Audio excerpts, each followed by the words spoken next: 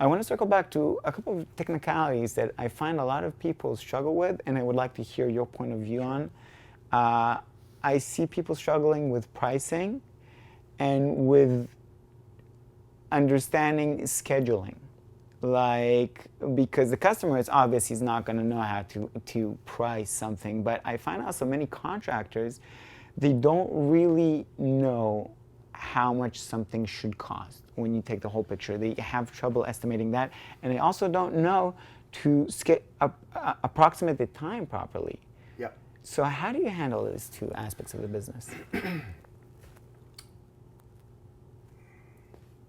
So I'll start by saying I do have a pretty good track record with this.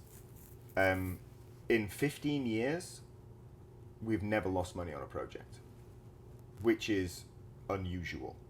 Congratulations. Yeah. We've not been paid for the end of a project by one client in 15 years, and it still chaps my ass to think about it, because we did nothing. I think he had a habit of not paying people, but I learned a lot from it. I break it down into a pretty simple man-day basis.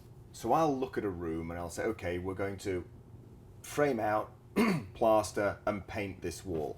It's going to take me 4 hours to frame it. It's going to take me 4 hours, 6 hours, 2 guys to put the sheetrock up. So I'm up to 4 days, 4 single man days.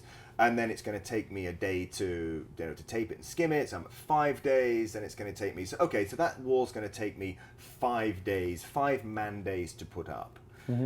I can then go around the room and say, okay, well, this room, because one wall takes more time than 4 walls, because obviously there's an economy of scale. So if I can look at this as a room and say, right, well, this room's going to take me 9 days to do this room. There we go, 9 days to do this room. I can go through and work out that the project in total is 180 man days.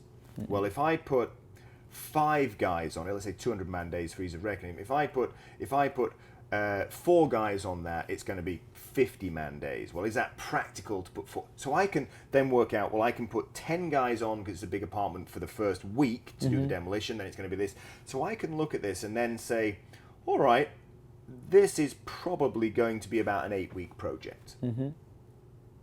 Now, from there, I've also pretty much got my pricing, because I know that a guy costs X per day.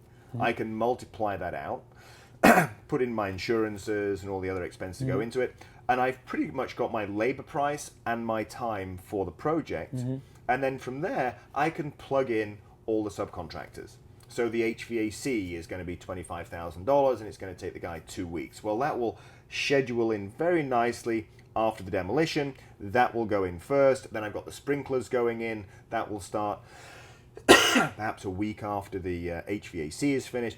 So I can then put a timeline together as I'm bidding it and really understand what the price is going to be and what the time is going to be.